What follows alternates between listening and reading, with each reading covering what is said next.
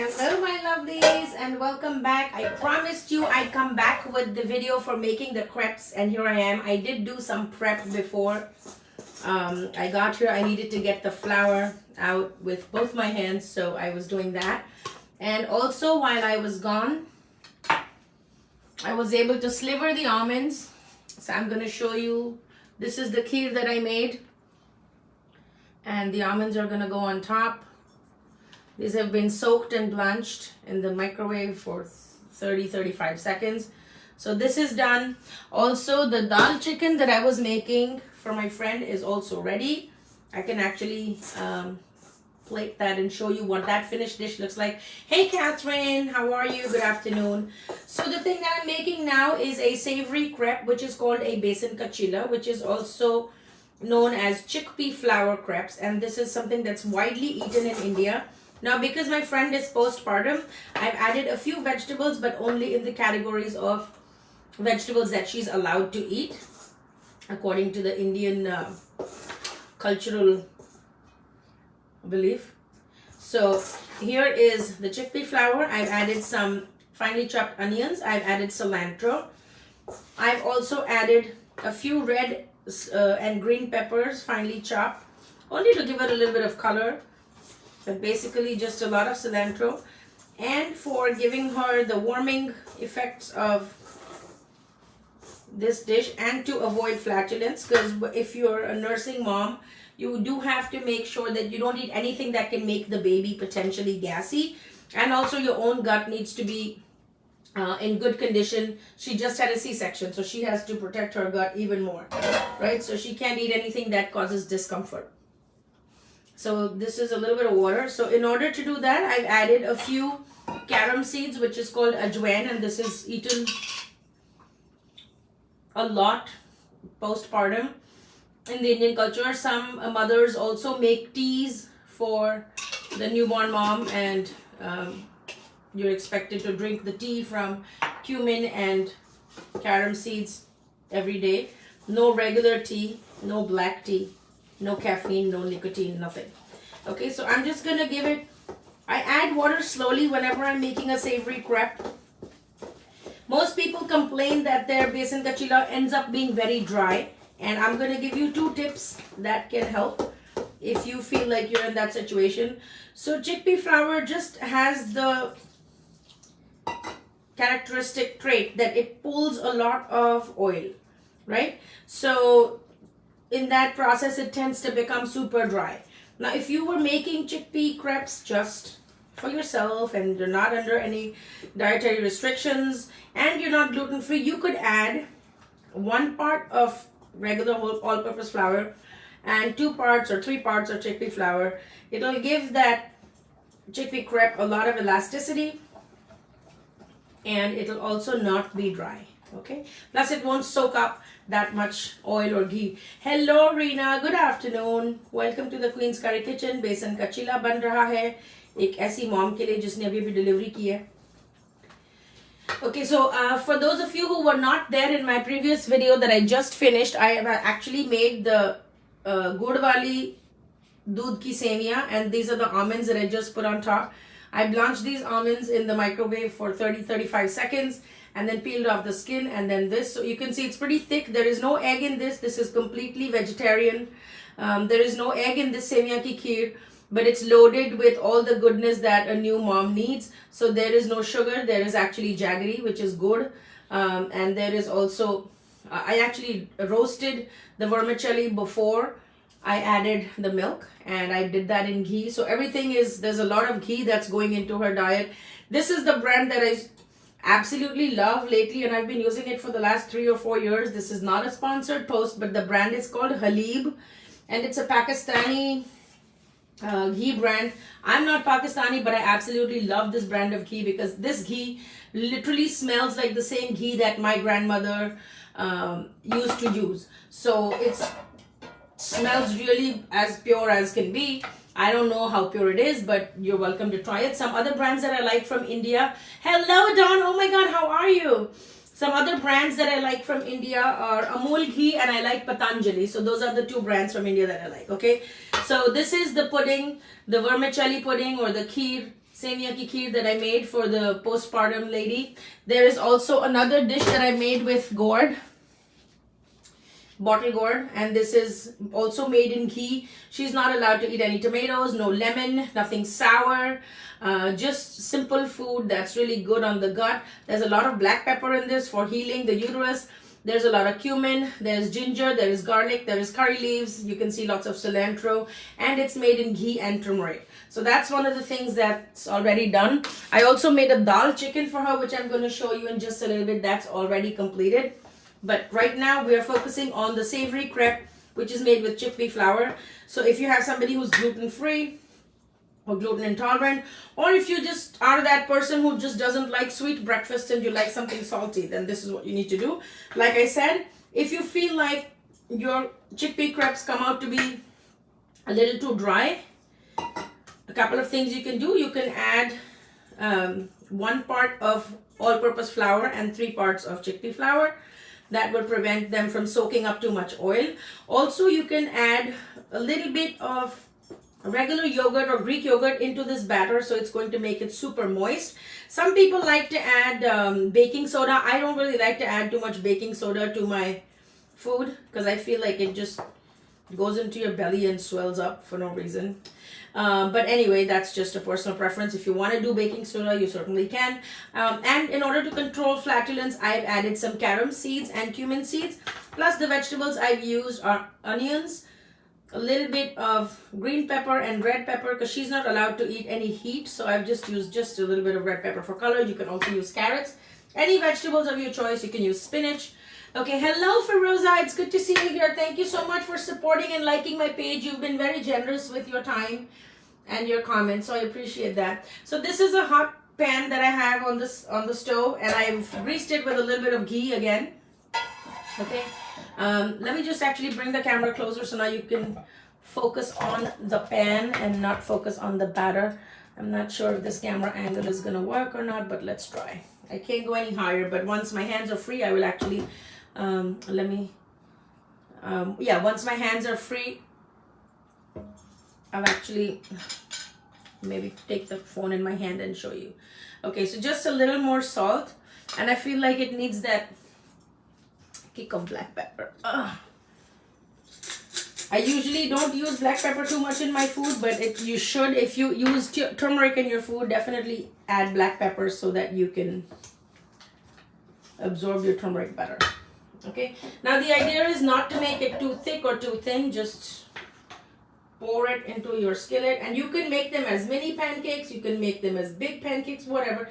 Just make sure it's a size that's manageable for you.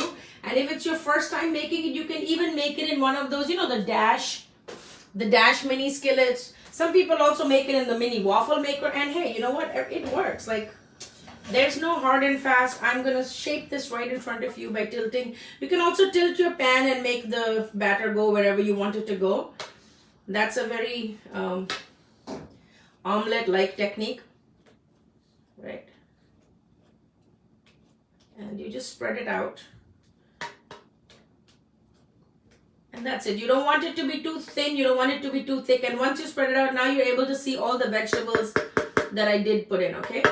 So, hey Geeta, how are you? So, if you were in the live that I did just a little while ago where I was making the dal chicken and I was making, I was slivering the almonds, just let me know. But how many of you want to see other dishes that I made for this postpartum mom? I'm going to just increase the heat to medium, and I'll bring you over here so I can show you actually what else I've made for her. Okay, so this is the dal chicken, which is pink lentils and boneless chicken thighs. So this lady is omnivorous. She eats everything. And she has a list of things that she can or cannot eat from her nutritionist. Combine that with the South Asian restrictions of what you can and cannot eat in the Indian culture after you give birth. So I have a limited list to work with. Okay, so this is, I'd actually boiled my dal along with the, at the time when I cooked my bottle gourd, I'd actually boiled the dal by using the pot and pot method inside my Instant Pot. And then I separately sauteed the chicken with garlic and curry leaves, cardamom, and cinnamon. And then I've added back the boiled dal. There's a lot of turmeric in here. I have some ginger juliennes that I am going to add in. So whatever kind of warming spices or warming herbs that you can put in a new mom's food are really good for her body, because she's healing her uterus, she's healing her placenta, and even at the point where the placenta is released from the uterus, that is also a wound that needs to heal. Plus there's also the fatigue from childbirth and also constantly nursing a baby. So I don't know how many men are on this live and how many women, but if you ever gave birth, you know what I'm talking about, right? Okay, so bringing you back to this, you can see that it's almost going to start looking dry from the top. You see, this is what wet batter looks like, and then this is how when it cooks it's going to start looking super dry. At that time, what you do is you go and dip into the ghee again and just add, I mean, you have to be more generous with the ghee than I am being, only because this stupid can is like so crooked. It just fell and then it got bent onto one side, which is kind of very inconvenient. I might have to grab a spoon though. Okay, so you're just, and you can see this is a non-stick pan, so nothing sticks, and the heat is on medium, so just let it slow roast for a little bit. The more you roast anything that you make with chickpea flour, the more flavor you're gonna have in your food. So anything that you make with chickpea flour, roasting is the key element, whether you roast it with ghee, without ghee, dry roast it, or roast it after, before, at whatever stage. But unless you roast it, you don't really get the full essence and the full taste of it. It'll have like a bitter bite to it. It'll have a very strange aftertaste if you do not take the time to roast and cook your chickpea flour properly. Hey Rupali, how are you? Welcome to the Queen's Curry Kitchen. Hello Geeta, welcome, welcome. Dawn is saying it looks yummy. So listen you guys, if anybody lives in Queens, you have got to go and check out Dawn's cutesy little spot that she has in Jamaica. It's called The Nourish Spot. Dawn, can you drop me a comment and put the link to your store? They make the best smoothies and the best fresh juices. So she is really trying to bring healthy eating into our everyday neighborhoods. You don't have to be swanky, you don't have to be a Whole Foods, but everybody, it's a basic human right to eat and have access to good food, and Dawn is doing just that. She's breaking a lot of barriers as a Black entrepreneur and also as someone who really believes in the power of feeding our next generation with good food. So definitely go and support her if you can. She is in Jamaica, Queens. Okay, so I just flipped this thing and you can see it has little brown spots. When that happens, you know that it's roasting well. Now sometimes what my mom does is she has like a wooden thing that she brings and she presses it. I don't have anything like that. I only have my mortar and pestle. So I'm just going to use the back of this, make sure it's clean. And you can actually use that to press it down to make sure that the entire surface is well exposed to coming in contact with the pan so that it will cook evenly. Okay, chickpea flour does have a tendency to remain uncooked or undercooked, and you're trying to avoid that. If you don't have this, you can just use a glass or a bowl or something. Okay, now if you didn't want to put any vegetables and just wanted a simple crepe, let me just rest this thing over here. If you just wanted to make it like a simple crepe without any bells and whistles, you can, and then you can probably do it as a part of your meal prep and put it in your fridge, and then you can use it as a wrap. So let's say you want to put some vegetables, you want to put some lettuce, you want to put whatever you're in the mood for, or beans. You can use it as a taco shell, right? So the possibilities are endless. And especially when you see any kind of ethnic food, always be inspired by what it can do in your current lifestyle. Don't try to make it so ambitious that you'll never actually try it. And as far as I'm concerned, as a chef, as a homeowner, as a homemaker, yikes, I'm always very concerned about, adapting to what works for me. I'm not going to go ahead and do something that's so laborious and so time consuming and so beyond my zone that I'll probably never make it again. I'll never do that, right? So I just think of ways like, oh, okay, so they're using these herbs. All right, so that's a great flavor profile. So let me just try to use this.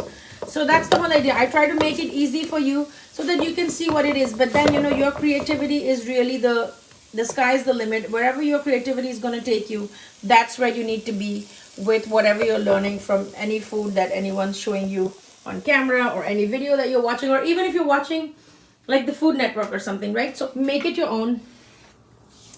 And don't be shy to try something different. But if it calls for like 50,000 ingredients, which you're never ever going to use, I would say start small, okay?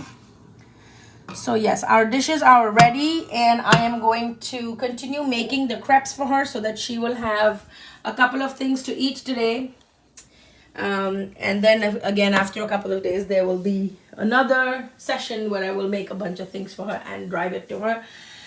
I am going to now sign off because I have to eat my lunch and also head out to work. So if you don't know where I work in our Indian restaurant in Midtown.